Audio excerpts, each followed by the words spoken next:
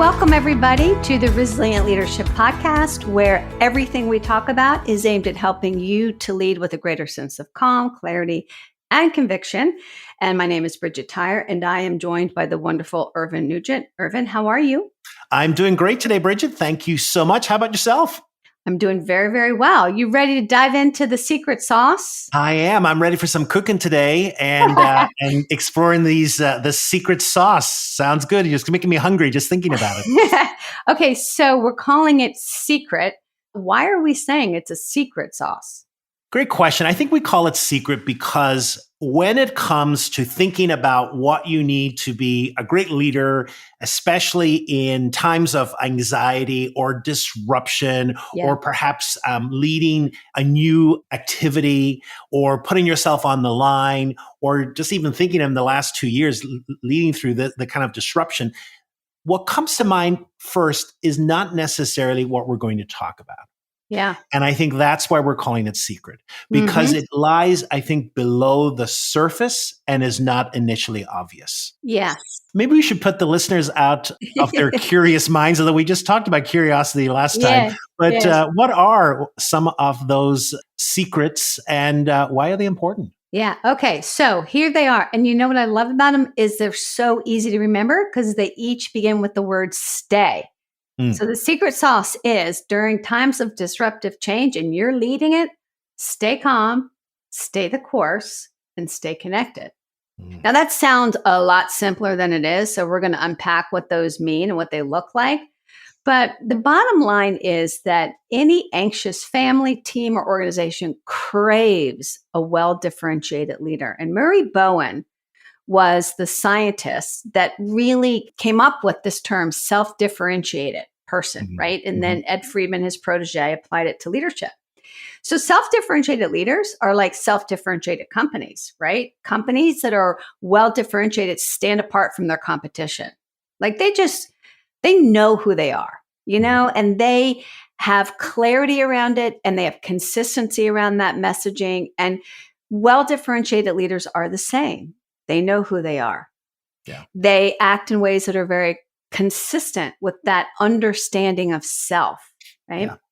What that looks like in action, though, is sometimes a little bit murky. So that's why we've got these 3 secret ingredients. So we're going to unpack each one of them. So let's start with the first one. And Irvin, before you unpack what it means to stay calm, I just want to remind or tell our listeners that these 3 ingredients go into making up the leadership sauce. They're not separate, discrete activities. It's not like that, right? Yeah. But to talk about them, we're going to pull them apart, but they're really practiced all together. So Irvin, what is this notion, this ingredient of staying calm? What's that about?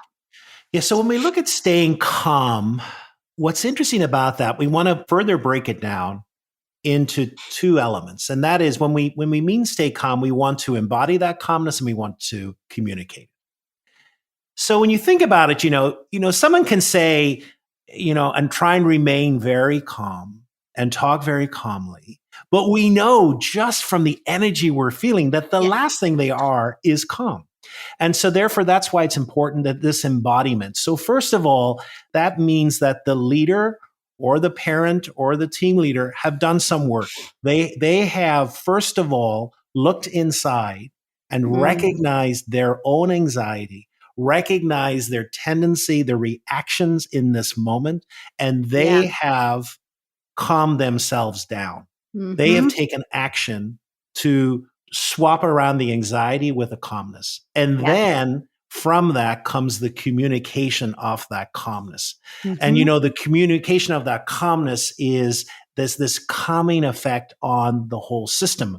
You made reference, to Mary Bowen. And one of the things that came out in some of the research was that when one self-differentiated person is calm, it impacts not just themselves, but it impacts the whole system. Yeah. So we talked a little bit about emotional contagion before. Right. There is a little contagion going on here, and this calmness is caught by other people, and it impacts the whole system. Oh, yeah, in ways that we can not fully appreciate, right? And so a calm presence is felt even by parts of the system that aren't directly connected to you. Yeah. Which is interesting because that's how systems work. Yeah. Yeah, absolutely. Friedman was the one, Friedman was a protege of Murray Bowen, and I believe he was the one that coined the term be a step down transformer. And I remember the first time I heard that, I was like, bing, bing, bing, bing. Like, that is such a useful metaphor for what we're talking about when we say stay calm, because what we do not mean is that you're always in a Zen-like state, right? Free of passion, free of emotion. No. That's not what we mean. We're talking about being more thoughtful, and we're talking about being less reactive.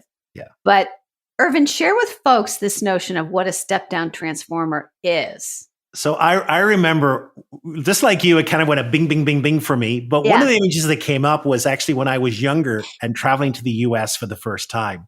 I remember I went with my sister, and my sister forgot her hairdryer. And so she bought one here in the States and then went back home to Ireland, plugged it in, and the sparks were flying. And so I learned in a very visceral way that voltage is different in different countries.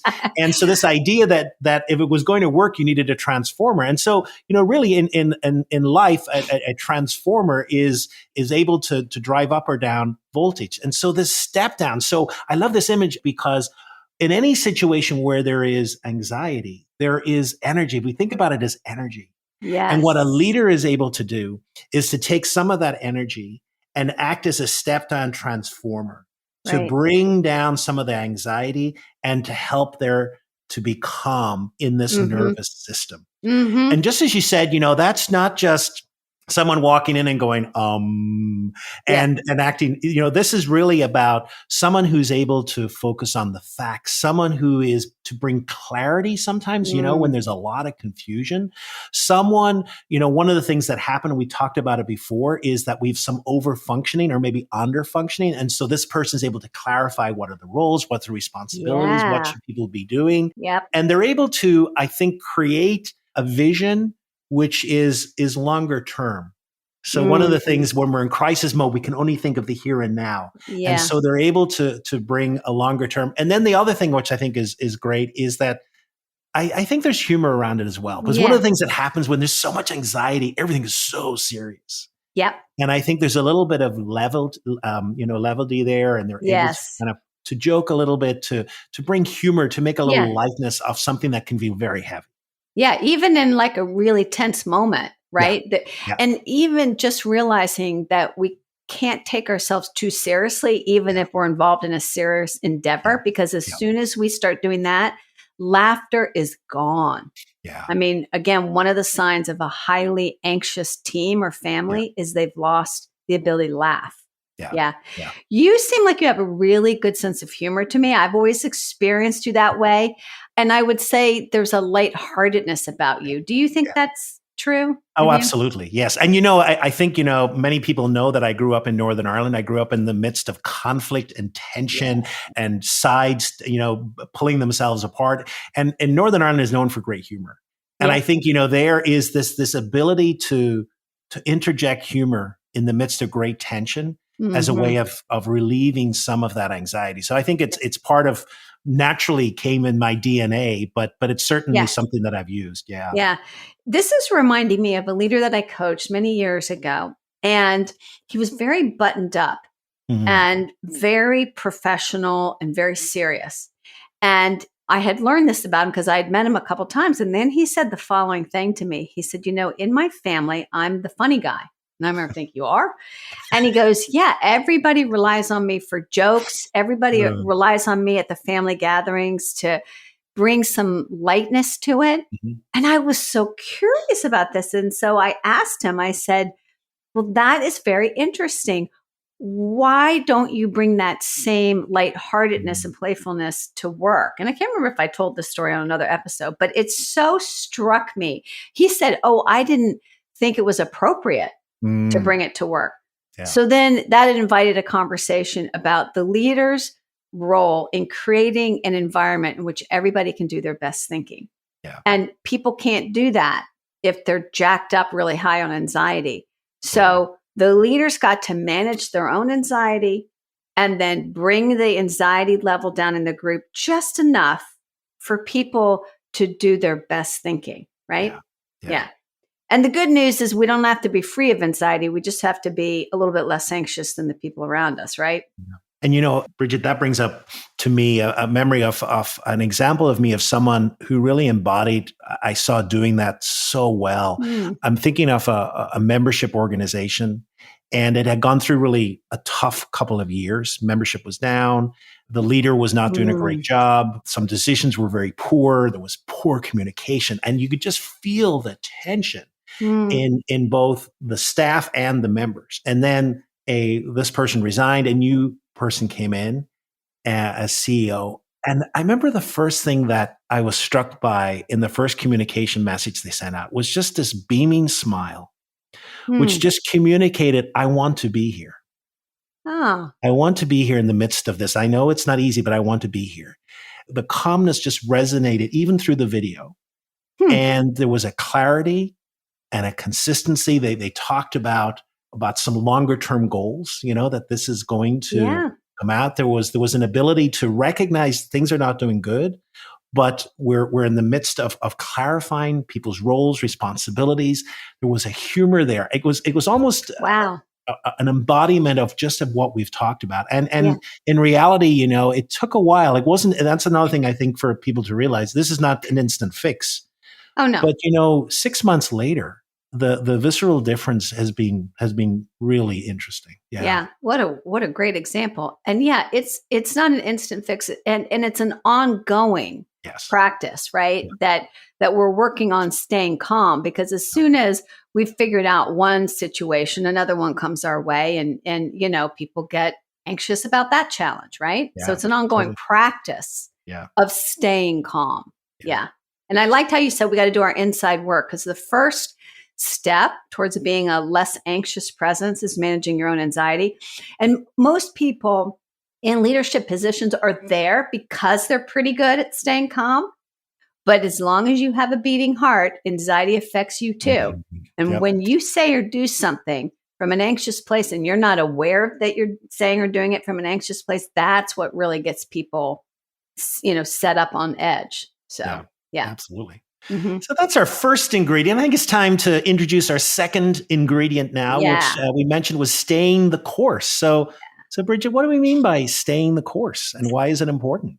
Yeah, so staying the course is about leading with conviction, right? And it's sort of in contrast to what we were just talking about, this notion of dialing it down, right? And bringing a lighter touch and focusing people on facts, and making sure people see the longer term game and all that kind of stuff. Leading with conviction is about being bold. It's about a willingness to take risks. It's a willingness to be vulnerable, because you know that when you do take a bold action, or you take a risk, or you take a tough stand, you're probably going to get some pushback, and you're going to be vulnerable to failure. You're going to be vulnerable to ridicule. So do you have the emotional fortitude to do that? And I think it's also about making sure that instead of being driven by the emotional pressures of the day, you're constantly returning to your principles, that you're making principle-based decisions, not emotionally based decisions. Now, let's face it, we all make emotionally based decisions. We're emotional beings, but it's not the only driving force. When you're leading with conviction and you're staying the course, you are clear about the principles upon which you are making those tough decisions and those tough calls. And I think, it requires a fair amount of courage. Yeah. And it also strikes me, again, staying the course sounds wonderful and easy, and yet it's hard. So, I mean, I'm wondering, what do you think is the hardest part about that? Either, in the leaders that you've coached, what is the hardest part about leading with conviction? I think it's probably when you take that initial stand, right? Like you gather your courage and you say, okay, I'm going to tell them that we need to do this, or I'm going to have this difficult conversation, or I'm going to whatever. I'm going to speak up. And you do it, and then you get silence, or you get somebody saying, that's not the right thing, When that pushback comes, can you hold your ground?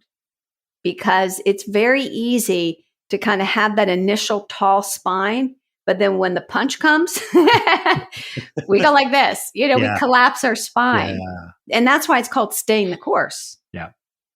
Because it's not the initial act.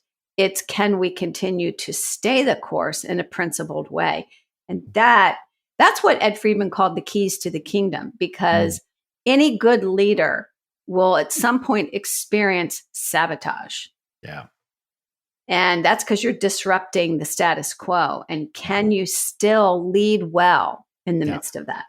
What do you think? In many ways, I think it's to be expected. I mean, it's not that I think that sabotage is kind of, like some shock and surprise. It's like when you take stands and you stay the core, this is to be expected. You are going to confront people who are just not with you. It's part of the job description, but we don't tell people that because maybe they wouldn't take the job. It's like, would you like this promotion? And by the way, you're going to get hit with some sabotage. Yeah. So now what's one thing that strikes me then, Bridget, is you take the stand, you have some people who are trying to sabotage or even the silence, or else people push back. And part of it is staying the ground, but is there also a risk of going too far and becoming so defensive? It strikes me you can become too rigid then. So is there a balance in there, or is there a danger of becoming too rigid? Oh, yeah, there totally is. It's not about being rigid. So it's not like my way or the highway, right? Yeah. In other words, when we do take a clear stand or we make a tough decision or we decide to go in this direction, we have gathered input and we have really listened to people, right? Mm-hmm. And we've been informed. So while we might not conform to everything we've heard, people know we've heard them. So that's number one. Do people know you've heard them? Yeah. And then I think you said the word defensive, and that's key. Do you have the capacity to take a tough stand or to share your opinion, particularly if you know it's going to disagree with other people, without getting defensive and without needing to win? Like, okay, you need to agree with me, right? Even leaders, you can't will people to agree with you. You can't will people to adopt your plan. Doesn't work. If it did, it would be a lot easier to be a leader. So then in that case, so if a leader sets out kind of a vision, et cetera, and the team don't agree and there's no meeting of the minds, where does that leave it? Where does that leave things? Where does it leave the team? Yeah, well, hopefully not everybody disagrees with you, but inevitably people will. Yeah. And I think remembering that when you lead with conviction and you're clear about where you stand, it invites other people to get clear about where they stand, right? Yeah. Might not be with you. It might be kind of with you and they need just a little bit more encouragement to follow. That's a good outcome because really what you want is people to be choosing to opt in or out, right? Of that decision, of that plan, of that project, of that vision, because you're so clear and you've invited input, right? And you've listened and they then decide. I mean, people are always deciding for themselves whether they will or won't follow you. Yeah. But you want them to decide earlier on and feel like they're making the choice about that. Yeah. Because ultimately you can't necessarily win over everybody, and nor do you have to. Yeah. Yeah. But you do have to be willing to clearly take stands and do it at the risk of displeasing others. And I don't know about you, Irvin, but that's a muscle that I still have to build every day. Absolutely. Yeah. Yeah. As I reflect back in my years of leadership, one of the most difficult things that I had to manage.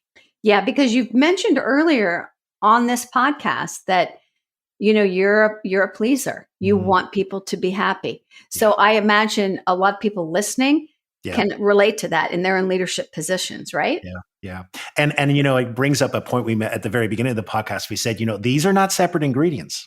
That's right. And so, I found the staying calm very easy, but this particular ingredient was much more difficult for me. Yeah. And I bet the next ingredient was easy for you too, or easier. Yes. And so that's the staying connected piece. Now, it is interesting what you can tell already is more in your wheelhouse and more challenging, but talk about what staying connected is and what it was like for you.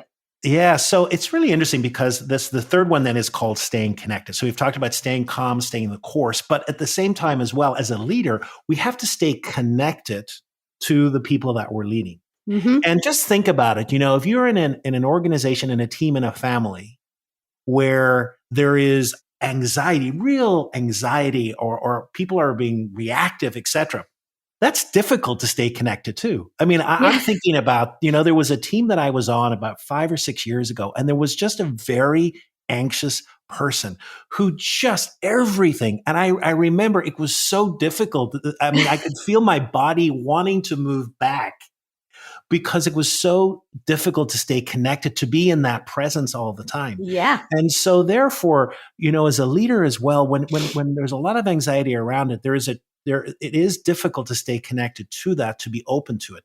Now, Yeah. there's a phrase that we use. There's a balance here. And the balance we're looking at is you want to be close enough to Mm-hmm. influence the situation, but distant enough to lead. And there's a paradox. There's a polarity in that of staying connected, because at the same time we want close, caring relations. We want people to really feel that we are building trust, and that I mentioned there about that leader, wanting to be there, that we want to be there. Yeah. Yeah. And so therefore we want a closeness there, but we don't want it too close, because if it's too close, you become so enmeshed, you become part of it, Yeah. and you become part of the anxiety. And And part then of at the the same gang, right? part, yeah, you're part of the gang. Yeah. Yeah, absolutely. And then at the same time, we don't want to be too distant where people see you as almost a little aloof. And well, you say these nice things, but really, you're really not present with us. Yeah. You really don't care about us. And so you're really not connected to us. So there is a balance there. And with that, it's nuanced. There's not one right answer to this. It's Right. kind of measuring this as you go along. And I'm thinking about how when you were leading and you mentioned there was that one highly anxious individual and you went like this, Yes. you go Yes. back. Well, not only is the balance not static, right? Yeah. But it's different for different stakeholders, right? Yes. So with that person, you were too distant. Yes. You withdrew as a Yes. way to manage your own anxiety. Yes. But you might have been in perfect balance with other people on the team. Yes. Yeah. So it's a matter of checking in with ourselves to say, where am I striking that balance where I really am close enough that they know I care? They know Mhm. I have their back, right? They Mhm. know I'm Mhm. present and accounted for, but they Yeah. also know I am not one of the gang. Yeah. And they Yeah. also can see me as a leader apart from the group. Yeah. And, it strikes me as well, Bridget, as well, there are patterns in her life. And I think, I know in general that situation I brought up was me kind of pulling back, but Yeah. what is more common for me is that I do get involved. I do get enmeshed, and I think my tendency is to, because I'm so good at listening, I'm so good at connecting with people, that people then will come to me. And for me, the difficult thing is really having that dividing line of creating a little bit distance. Yes. And I think, it's really important for us to reflect upon that, kind of look back at our example when we're in with people who are in situations of high anxiety. What is their tendency? Is there a tendency to kind of want to push back? Yes. Or is there a tendency wanting to move in where we Yes. just become enmeshed in it? Yes. Yeah. And I think a lot of people listening could probably relate to either side of that, right? Like they can see that sometimes they withdraw. They distance themselves from anxious relationship systems. And other people can probably relate to becoming enmeshed, right? To becoming part of kind of just one big ball of anxiety together. At least we're all in this together. We said at the beginning this notion that these secret ingredients are what constitute being a well-differentiated leader, right? A leader that stands apart. And I'm now remembering this example of a leader I worked with. She was managing a large hospital in a big city that was going through massive change. And when I say massive, it was on a scale that was just so significant that everybody was pissed off and everybody was anxious. I mean, from the people who, came in and cleaned the hospital to the COO on up. And she was tasked with leading this change. And a year after successfully shepherding them through phase one of this massive change, she was promoted 2 levels above that to an even bigger leadership responsibility that was system-wide. Now she was going to be managing several hospitals in a large system. And as I listened to her talk about that year-long stint as a leader, I could hear it. You know what she was doing? She was staying calm. She was being thoughtful. She was managing her own anxiety. She was bringing focus and clarity and sometimes humor so that people could really think their way through. She was definitely staying the course. She made some difficult decisions. She was bold. She was brave. She was courageous. She was principled. And she definitely stayed connected, even to a couple of people who tried to overthrow her. Yeah. So I named it for her and I said, this is why they have reached out to you to promote you. Yeah. Yeah.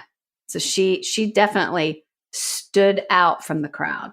Yeah. I love that. I love that. And that's a wonderful example of the balance of all three as well.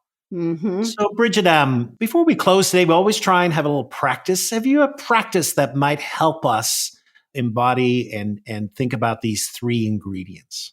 Yeah. So, Irvin, your creativity is rubbing off on me. And so I was trying to think of a practice that would be, tied to this notion of secret sauce. And so here's the idea that just like if you were making a sauce for, let's say, guests were coming to dinner and you're making a sauce and you're putting all the ingredients in a bowl, before you served it, you would taste it, to check out, like, do I need a pinch more of this or a pinch more of that? It's a taste test. Similarly, right? The practice we're leaving with you is a taste test, and it's same 2 steps. So check in with yourself as a leader and think about these 3 stays: stay calm, stay the course, stay connected. And which one do you think right now your team, your organization, your family needs more of from you? And then for the next 3 weeks, just very thoughtfully and very deliberately practice bringing more of that ingredient to the mix and see what happens, right? And then start it all over again and check in again and see which ingredient needs to be brought in a little bit more while they're all 3 working together. Just like you said, Irvin, you knew which one at that point in time was the missing ingredient. Well, maybe you didn't know then, but you know now. Yeah. Right? Yeah. Oh, I love that. I love that. So, I think that's what we've been talking about today, those 3 ingredients: stay calm, stay the course, stay connected, and to this ability to kind of know which one is needed a little bit more of. And so we want to thank you for listening to us today. We've been having some great feedback, and you seem to be enjoying these episodes. As always, if you think someone could benefit from a particular message of an episode, please feel free to spread the word and to share the episode with them. In our next episode, we are going to examine charisma, and the title of the episode is Busting the Charisma Myth. Bridget, thank you so much for joining us today. It was a pleasure, as always. Thank you so much, and we will see you all in the next episode. Thanks, everyone. Take care.